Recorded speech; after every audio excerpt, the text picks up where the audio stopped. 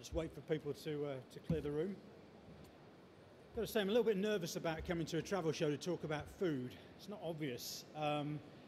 So I will promise to try not to bore you with the blows of, you know, how to make a fish finger, how to freeze a pea brilliantly, but think about it like this. I've worked in the food industry for 30 years. I started very young, obviously. And I guess what I've learned is, I'm trying to think of parallels for this industry, I've worked in very competitive and actually very mature markets for all that time. So there are some general lessons about how to develop business plans and make money out of them, which I think could be relevant for food and could be relevant for travel. So just a little bit more about me. 15 years of my life I worked for Walker's Crisps, the PepsiCo-owned snack food business. Interesting message, thinking about the travel industry again. Walker's in 1950 was a pork pie shop in Leicester, and in 1998 was Britain's biggest supermarket brand. So you can go from small scale to big scale, a few lessons on that. And I left Walker's in 2006 to join up with a private equity company to buy the Bird's Eye Igloo business from Unilever. Why? Because I wanted to make some money. We thought there was an opportunity to go and do that. But in your terms, the challenge was equivalent from turning Magaluf into the choice of Club Med buyers. So, and I'll show you, it was a business that was become very old-fashioned and out of touch, and how we did a few things to make it a bit less so. So, if you like, that's my pitch. As I said, I've personally invested in the business, so I think whilst I can talk all day about business strategy, at the end of the day, we are here to make money. We're here to make money sustainably for the next 2 years, 5 years, and 10 years. But I find a lot about business is so jargon-ridden, so complicated. Let's talk about it in plain language so that we can all figure out how, at the end of the day, after our hard work, some money goes into the bank. Got 3 key lessons I'll talk about and weave through the presentation. Product experience is way more important than advertising. So I was the guy behind the Gary Lineker advertising for Walker's. It's been great stuff, but if the product hadn't been fantastic and the cost structure not right, it wouldn't have been half as successful. Clear strategic thinking, any business needs it. Too many businesses, people follow the herd because you don't spend enough time to think. Thinking is difficult. Clear thinking is really difficult, and that's why we don't spend enough time on it. So I'll talk about some examples of how clear thinking has helped my business. And then how do you make a competitive strategy come alive in a business? And that's all about simplicity. So at the end of the day, as I've seen, I've worked in a number of very good companies, the difference between good companies and okay companies is rarely the strategy. It's whether the people in those businesses actually understand what they're doing and want to do it. So in my business, we've always talked about people make strategy happen. And to do that, the mission has to be dead simple. Kill jargon, motivate people, get a team spirit to deliver something great, and you stand a chance of being successful. So I've broken all the rules of preparation for presentations. I'm not too sure quite how we're going to page forward on this, but I'm guessing doing page down, am I? There we go. The business that I bought into in 2006, so it is personal. I do think businesses are better if they're personal. I invested an uncomfortable amount of the Glenn family money into the Bird's Eye Igloo business in 2006. It was a business that was owned by a very big and very good company called Unilever. You've probably heard of them. But it had been a real problem. It had been declining in sales for a number of years. It had a whole range of different products, a vast range of what we call stock keeping units, SKUs. I guess you'd call them holidays, I don't know. Something like 2,000 when we joined the business. And it was really a business that was stuck in the past. Profitability was declining. Every year they'd cut advertising to make the profit decline a little less awful. And what you call the gross margin of the business was declining. It was a real mess. And I do sometimes wonder, and I occasionally woke up in the night at the time of doing that sales thinking, what am I doing? But actually, the fundamentals of the Bird's Eye business, I mean, it's called the Igloo Group. I'll explain why later. It's 2/3 European. So the Bird's Eye brand in the UK is Igloo in Germany or many of the other countries. But it was just a really well-trusted brand. So despite the inattention that it had received under Unilever, when you did the work everywhere around Europe and said, you know, what do you feel about the Bird's Eye brand or the Igloo brand, it was more trusted than any other food brand, not just frozen food brand, but any other food brand. So it was a fantastic brand, but just not a very good business. And I'd rather go into a business like that than the other way around, where the business is pretty good, but no one trusts the brand, because brands are really hard to develop. And that's a message for all of us. And the reason they're hard to develop is that people are bombarded with messages every minute of the day, and we edit out new news. So an established brand is a real asset if you can have it. So it was a good brand, but a terrible business.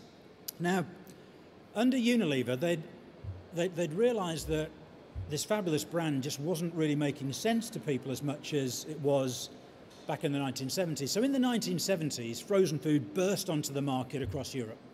And what it did was it made cans and packaged goods look very old-fashioned. Because with freezing, you didn't need to add any artificial additives. Freezing is nature's natural preservative. And the texture with you preserve a food, and the texture with which it's preserved is far better than, say, if you put it in a can or a jar where you've had to sterilize it first. Sorry for the lecture on food preparation, but it's quite important. So frozen food was really in. It was really modern to people. And it solved a lot of problems or broke a lot of compromises that convenience food had. So it was terrific. But come the 90s, particularly in the UK, the growth of what we call chilled food or mass refrigeration, so the things that you see every day in supermarkets, the chiller, had started to make frozen food look very old-fashioned too. And it was a problem that was not lost on Unilever. And so what Unilever tried to do was say, well, we need to educate people. Actually, when you look at the truth behind frozen food compared to chilled food, it's functionally much better. So I won't bore you with the facts, but a frozen fish that's frozen quickly after capture is technically a fresher fish than you'll buy off the supermarket counter in Waitrose or Sainsbury's, because once a fish is caught, it starts to die. Well, sorry, it dies, it starts to decay. Same goes for a vegetable. So great fact, my bird's eye frozen peas contain 40% more vitamins than so-called fresh peas you'll buy in a supermarket, because they've been picked 3 or 4 days ago and there's a decay process. So Unilever did this massive advertising campaign. This is a good example of it. You can see the fish halfway through an ice cube, and it said fish decay by the minute, frozen fish don't. And they spent a fortune on trying to persuade people rationally that freezing was a superior choice of food for their families. And the problem was it was a spectacularly heroic failure, because who wakes up every morning thinking, I wonder what the best food preservation technique is? I don't, I still don't, no one I know does, and no consumer did across the world. So it was, and that was one problem, it was sort of talking too much to ourselves. And secondly, and I will throw in a bit of, sometimes marketing jargon helps, I won't do too much, but there's a phrase called cognitive dissonance, which means that if I hear a message, even though it's true, but I don't like the sound of it, I will ignore it. And that's because we have to have prejudices to live our lives. So like I said earlier, we're bombarded with advertising messages hundreds of times a day. If you responded to them all, you'd go mad. So cognitive dissonance to people was, hang on, how can frozen be fresher than fresh? It can't be, because fresh food is fresh. So it was the problem that Unilever had was they were trying to use a rational argument to think about food to solve a problem that rational argument hadn't started. So people feel differently about refrigerated food than they do frozen food because it looks fresher, and frankly no amount of advertising would ever get around it. So they were starting off in the wrong place. And then the other thing they did, and once again parallels to maybe some of your businesses, all of the innovation was in small incremental ideas where it was going to be a flavor extension. It was small and easy to do, and there was no step change thinking in a business. We were operated in 8 countries. Each country had its own product development function, its own R&D function, and resource was just dissipated, and there was no big thinking. So as I went into the business, we kind of knew that there were a few things we needed to do, and the key, when you talk about strategy, and you hear a lot about strategy, the most important question to ask in any strategy formulation is not with respect how many P's are there, 3, 4 or 6, that's all helpful, but what you want to know is, whenever you go into a business, whatever business you run, what's actually going on? That is, so the situation analysis would be the slightly jargon name for it. And the problem we had in frozen, particularly in the UK, is that people saw frozen food as dead food in a box. I buy it, I need it, it's a standby, but you know what? It's very, very unappetizing, I think. I like your fish fingers, I like your frozen peas, but really, I do it because it's a standby, it's not a positive choice. And it's just not relevant to how I feel about food. So we ask questions across all of our countries, is frozen as good as fresh? So in the UK, only 1 in 4 people say it is. Interestingly, in Germany, it's a lot higher, so the problem isn't as universal as that. But our products just weren't relevant. It's kind of why Unilever decided to sell the business. So, and there was a danger with the business, and it was reflected in the advertising. Many of you probably know the Captain Birdseye advert. A lovely advertising campaign, but rooted in the past, stimulating good memories of childhood, but presenting Birdseye as a heritage brand, not a brand for solving 21st century problems. And phrase we came up with at the time, the past is for reference, not residence, and we were definitely living in the past. So the strategy, or the strategic idea we came up with in the business in 2007 is we've just got to modernize. It was like buying an old house where the plumbing was rubbish, the wiring was dangerous, and we were just living off a few things, a few staples, and we just weren't relevant to people in their 20s and 30s, and we had to totally rebuild how the business was thought about, perceived, and purchased in a rapid pace of time, because like I said, I'd invested in the company, I've got a private equity company that owned it, and those guys don't like to hang around. So what do we do? What does modernization look like for our business, for my business? So it started off with, we sold loads of products. So I promise you, Birdseye, and it's been around in the UK for about 60 years, there's not a plant that's been grown or an animal that has walked the planet that Birdseye has not tried to kill and freeze in the 60 years that it's been going, right? I promise you, look back at the history, there's everything there. And actually what you find is there are some product categories that freezing does really well and some that it doesn't. And we weren't being very selective. So we said, right, there are some products we're going to be famous for, that's where we're going to focus all our effort. And it was fish, poultry, and vegetables. Those areas, there's no compromise in taste. And in the case of fish, you kind of have to freeze fish anyway, so the fresh fish you buy in the frozen counters, ladies and gentlemen, isn't. It's all been frozen, and you'd want that, because if you're buying something that's been caught in the Indian Ocean, it better be bloody frozen by the time you've got it back to Staines, otherwise it won't smell very good. But so freezing is great for fish because it's a global supply chain and fish decays rapidly. Poultry's great, actually not from a taste point of view, there's no compromise, but you can go to the cheapest parts of the world and buy poultry cheaply and freeze it and offer great value, and that's what a lot of the big fast food companies do. Vegetables great for freezing because it keeps the products alive effectively. So if you freeze a product well within 2 hours of it being picked, the vitamins will all be retained. So there's a real functional benefit for it. And then, so we said that's 80% of the business, that's what we're just going to push, and we're going to manage the rest down. And we're going to start to work on some of what we call the mega trends that are increasingly important for people. So naturalness, people want to eat food without artificial additives. Ask anyone across Europe, does frozen food contain them? They think it's full of them. One of the deepest ironies I know, because you don't need any for it to go in. Big emerging trend, it's waste-free. And that's an interesting thing that's building. And that works for people's pockets because we're income constrained, and nobody matches the Brits for throwing away food. The average household in the UK throws away £700 of food every year. And people feel increasingly bad about it because, guess what, we're all a bit more tighter of pocket than we were. But also it has a sustainability message. So waste is just not a good thing for the planet, and for younger consumers, that's important. And we sort of fitted with the mega trend of convenience, but not enough, and I'll talk to that. The problem we have with convenience is when I started working in the food industry 30 years ago, I worked for Cadbury's, and I remember a bit of work that we talked to consumers, mums typically, and said, how much time do you spend preparing tea for your family?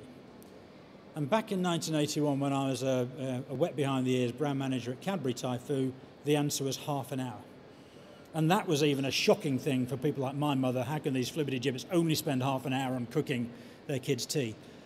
Today, who guess what the average time today people want to spend cooking a meal? 7? 7 minutes. 7 minutes. Now, people will, weekends maybe spend a bit more, but that isn't just a UK thing. We beat ourselves up in the UK a bit. We think we're awful with food. That would be true if you're a Northern Italian mum, because basically the driver is a lot more women work, and so time is squeezed. And the problem we have with frozen is that the time it takes to cook it, because it's frozen, is longer, and in many cases that was a turn-off. So we didn't have enough products, very simply, that were either suitable for the microwave, or if you live in continental Europe, people are very happy to use pans to heat things up, which actually is quicker. Wasn't so in the UK. So we were missing that. And then secondly, you think about Europe as a food market, it's flat. Population's flat, we're all getting older. As you get older, guess what? We eat less. So if you see it as a total calorie pool, and I'm trying to give some sort of thoughts about how you might see your own market, it's flat. So you've got to make your calories more attractive or better value than somebody else's. And what we've seen in meal occasions is the traditional family meal, where everyone's sitting down together eating the same thing, that has significantly declined in importance. And we all know it. Any of us with families, we know that, kid number 1 is coming in, got to go out to football practice, he gets this. Daughter wants to go out with a boyfriend, she gets that. And so there's been an increase in sort of what we call light meal occasions, and the old-fashioned bird's eye products just weren't meeting that occasion, and they were fighting for a declining share of a meal type. So we had to make our products more relevant for these lighter meal, more rapid meal preparation occasions. The other thing we had to do was touch a chord around responsibility, because whilst, and I'm sure you see it in the travel market, people are concerned about my carbon footprint when I travel, I know at the margin it probably won't swing a decision between an equally priced holiday. For many people, it will do for some, and it will increasingly do so. So this is a young person to sort of mid-25 sort of concern around, I'll buy your products, but I want to know that you've sourced them sensibly, and in the case of fish in particular, that you have not plundered and robbed the oceans to get me my fish finger in a way that's not sustainable. And we've had to build up, and bear in mind we're owned by private equity that has got a well-deserved reputation for being financially rapacious and tough. We have built over this time a really good position on, there's a logo there called Marine Stewardship Council, which is an objective measure of, it's an independent, an NGO actually, that gives fisheries a stamp of approval if they fish in a way that it can sustain the amount of fish coming out every year. And we are the biggest global supporter of the MSC, as in purchase of their fish from their fisheries. So we needed to do that, and we did a number of things which communicated to consumers, even though it cost a bit more, if you buy a bird's eye product, you can be sure that we've thought hard about it, that most of our fish is from sustainable sources, and by the way we grow our peas or spinach in Germany is also responsibly done too. And that's come at a little bit of extra cost to product, but I'm absolutely sure we'll continue to reward us into the future to say, why would I buy a company like Bird's Eye? Well, they kind of get what I'm about. It's convenient, it can be cooked a little bit quicker, it's healthy, and by the way, they're sort of doing it the right way. And if we ignore that, we won't be in business in 20 years' time. So that's also part of the dial-up. So those are the things we tried to do. Get the products right, the on-trend products, get the meal occasions on trend, show that we're doing it responsibly. But all that's just good intention. And like I said earlier, I'm in business to make money. I'm not ashamed about it. I want to make money in a sustainable way, not just 1 year. I want to be in business for the next 25, for the next generation. But you then need to wrap these things up into a way of making money. So I talked our strategy being to rapidly modernize. What we try to do is saying, okay, well, how do we then make life a total misery for our competitors by organizing in a way that we can innovate and renovate our range much, much quicker. So our strategy is to rapidly modernize our range and business to meet the needs of 21st century families and to make it difficult for consumers to follow. For competitors to follow, not consumers. Easy for consumers, difficult for competitors. And that, ladies and gentlemen, is the heart of strategy, which is you try and pick a ground where you want to fight that's relevant to consumers, which is where it's tough for your competitors. And what we did was, unusual for the food industry, we have massively centralized. So the business we bought from Unilever was operating individually in 8 countries in Europe. What we did is we pooled all the resources. We've centralized research and development, we've centralized marketing, and we've actually gone in a contrarian way to the way that most food companies run, because most people say, well, food's different. Everybody sees food differently in Europe. It's kind of not true. We sell fish fingers in every market. Why? Because it solves a problem that mums want to give their kids fish. It's a good way to start it. We sell the same value of peas in the UK as we do in Italy, as we do on a per cap basis in Portugal. Actually, what we found is, within the areas we focus, there's a lot more commonality in food than not. And so what we were doing was, as I saw a few charts earlier, lots of little ideas. We said, no, we need to organise in a way that just comes up with big ideas, a big idea every year. And so if you're the Findus business or your private label, you can never ever do anything as high quality as what we do. So that was the strategy: make our scale, make our big geographic footprint count as a benefit for us, not as a cost. That is strategy. Organised differently. It used to be done locally. What we have now is, as a CEO, I am singularly, ultimately responsible for innovation in the business. Now I'm a CEO, I've got lots of other things to do, but I make sure that ultimately that is one of my KPIs. I have category heads reporting into me and countries reporting into them. And of course, a CEO has many other things to do, but it's so important.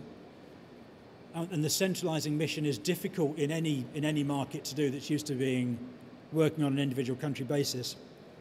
But it's made a real difference to the business, a real difference, because we've come up with innovations that, as I say, people have just found it very, very difficult to follow. So to make the strategy work, we've organised differently, and then we had to say, well, look, if we're going to come up with all this innovation, I'm sorry, this is a bit of a consultant's chart. We talk about a virtuous circle. We need to innovate more. Small problem. If you innovate more, you kind of have to advertise more, because no one's going to wander down the frozen food aisle wondering what we're coming up with today. It's not exactly an impulse category. When I used to launch a new crisps at Walker's, I could have 20,000 displays up and down that you bump into around Waitrose as you were looking to buy your tomatoes. I didn't have that. We don't have that with frozen food. So advertising is very important. And the way that we've sought to commercialise the increasing pipeline of new ideas is we've had to grab a lot more cost out of the business to be able to afford more advertising. So once again, kind of unusual, private equity-owned company spends more on advertising. It's not what you normally hear. We've absolutely had to. And that's required a total reorganising of productivity in the business. So we want to launch great new products, but we've had to get really smart at getting more cost out. And the picture there at the bottom is something that Unilever never did. We celebrate achievements, cost-saving achievements in the factory and the rest of the business every year through a very attractive reward scheme, so people have got a stake in the business for making it happen. But once again, strategy is more than good intent. To modernise is good intent. To commercialise that modernisation requires an economic model. So really ruthless productivity has been a big part of it, but it's what we've had to do, and it's started to work. About the next chart, difficult to see. Now, what I'm going to do is just talk about a couple of things we've done to bring it to life.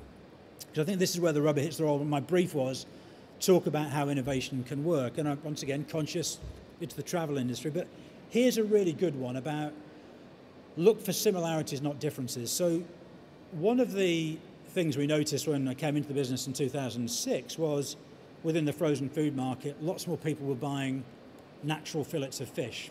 Very, slabs of fish in a bag typically, but it was fast growing. We couldn't make any money out of it, but we developed a product which was a fish fillet with herb butter applied to it, piped on it, put into a special baking bag, which you'd put into the oven for about 25 minutes, which would effectively steam the fish. So a very, very good solution. And it solves 3 consumer needs. So it comes back to the 3 Ps thing. The most important thing for any proposition, is it relevant?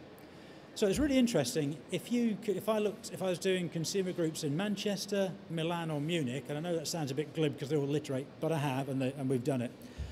When you ask people, why don't you eat more fish? Because everyone's told by their governments, eat at least 2 portions of fish a week and we don't, what stops you?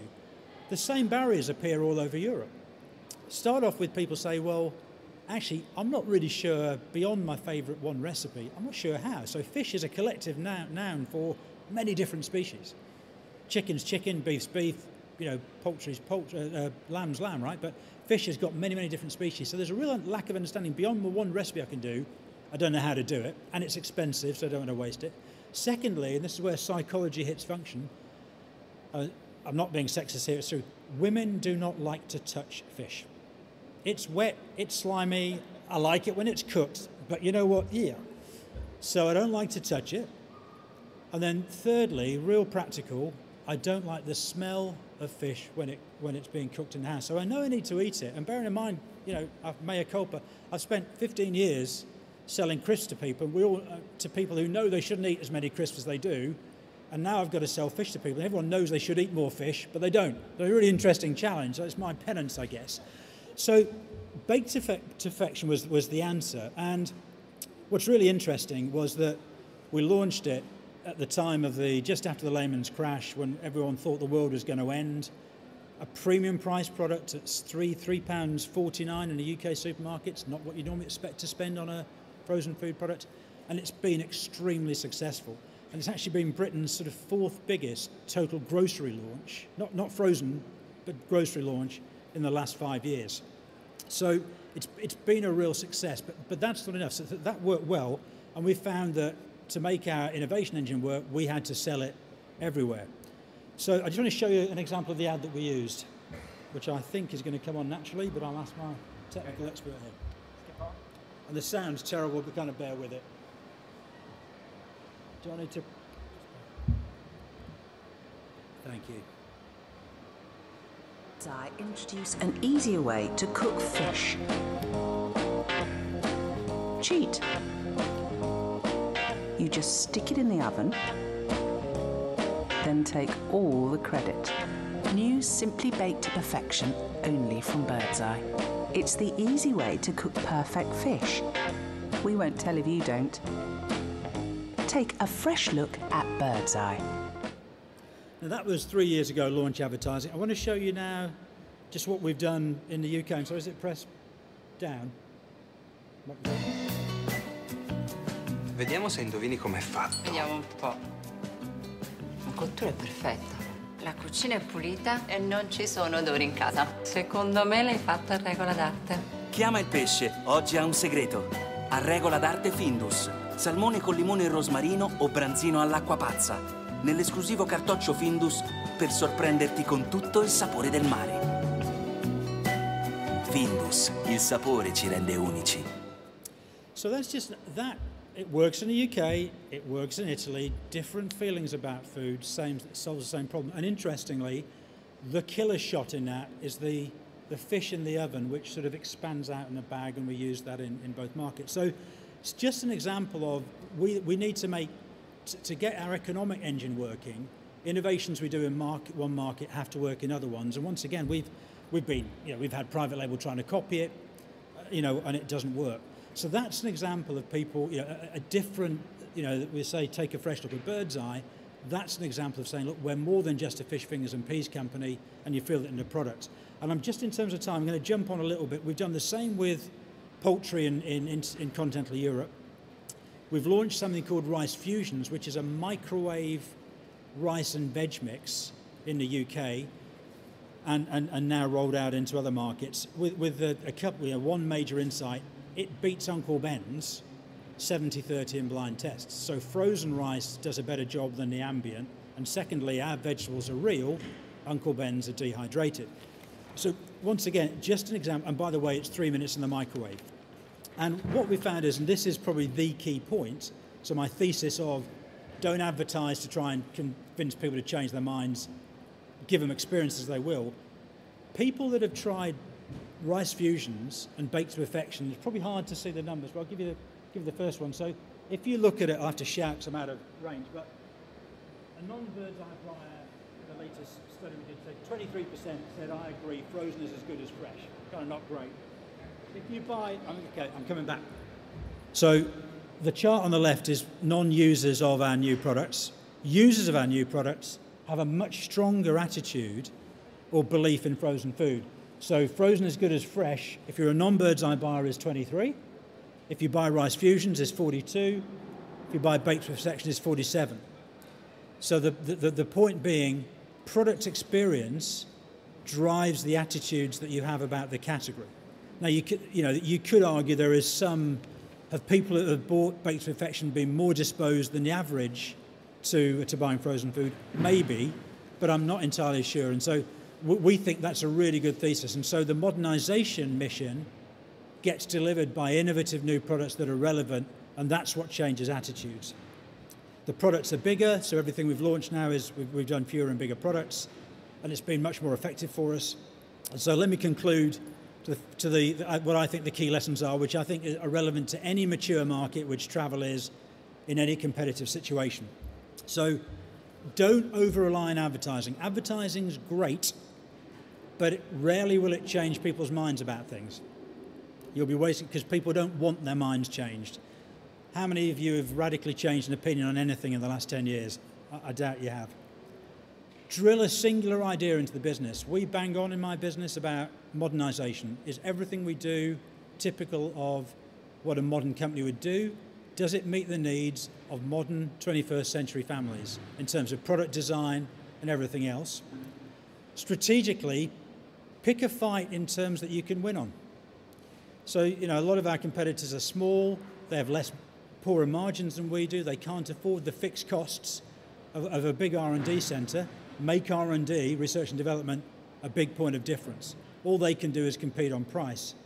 And make scale your advantage. Learning what works in one market to rapidly transfer it into another lowers the average cost. And once again, it drives our smaller country-based competitors mad. And one of the stories we've seen nicely over the last few years is that one of our big competitors that organise very differently from we have on a country-by-country basis has pretty much gone into receivership because they haven't been able to manage, take the heat. And I know that sounds brutal, but we are in a brutal competitive world, and we're here to make our businesses more successful than everyone else. I hope some of those messages are relevant to the travel industry. I'm sure some are. I'm very happy to take any questions that you might have about this or anything else to do with marketing. Thank you.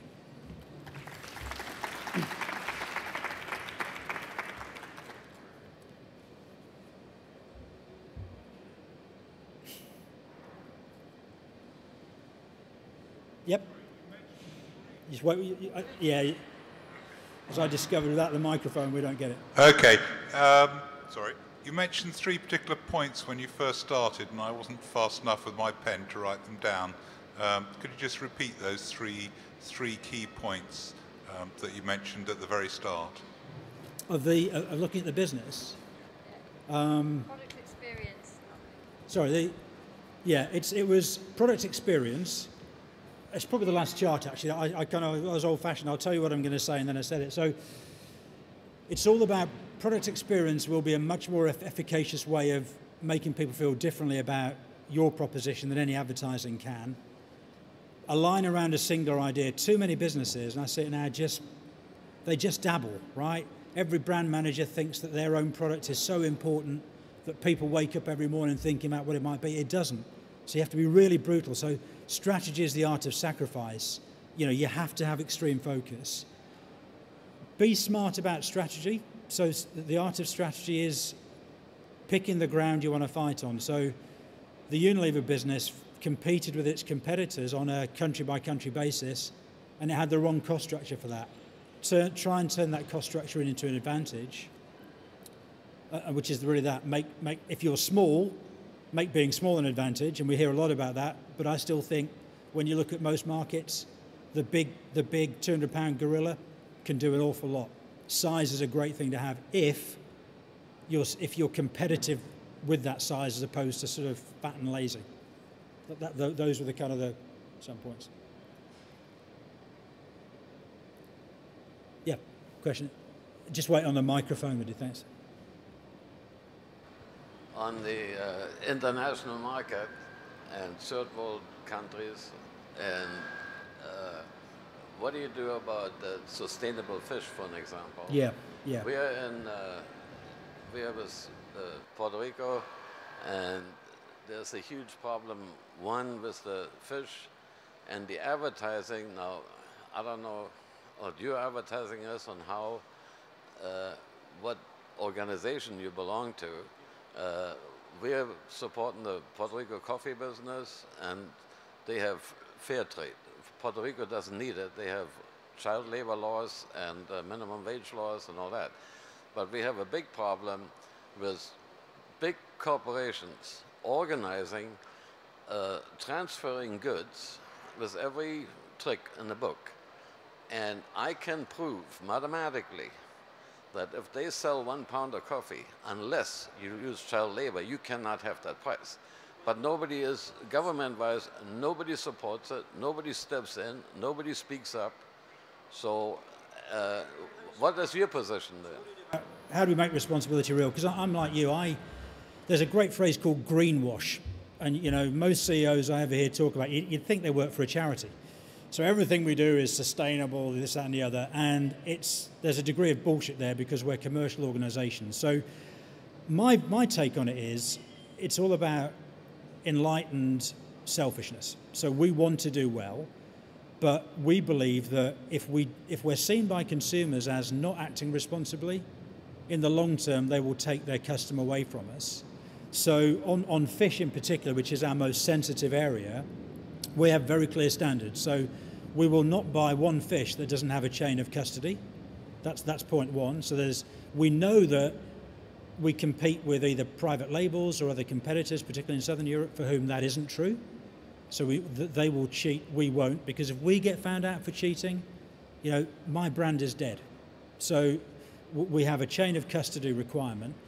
And this little logo down here, Marine Stewardship Council, that is, as I said in the speech, that is an independent NGO that tells you which fisheries are run in a way which will continue to have fish into the future. So it's science-based management. So for example, scientists in any Marine Stewardship Council fishery will define how much fishermen can catch. Now, if you take the EC, that's true in paper on the EC. So the EC will say, right, cod fishery in the North Sea, it must be 1,000 tonnes. But that always then gets negotiated away by national governments who don't want to put the fishermen out of business. We don't buy fish from the EC because none of the fisheries are run particularly well. So we've gone out of our way to make it more difficult for us to buy. We don't buy the cheapest fish we can because we think we've got the brand to be able to charge a premium, and in doing so, catch fish the right way. So we're very confident that we have, and we won't have ever Greenpeace abseiling down our roof complaining about our fish policies. We're less confident about some of our competitors. I agree with you that, you know, the famous saying, whoever has the gold makes the gold. I mean, after all, the customer has the gold. Yeah, we've got to be competitive, sure, yeah. That way. Yeah. And a lot of companies, you know, this way, that way doesn't, I mean, it's almost criminal. We are on that end, we see it every day.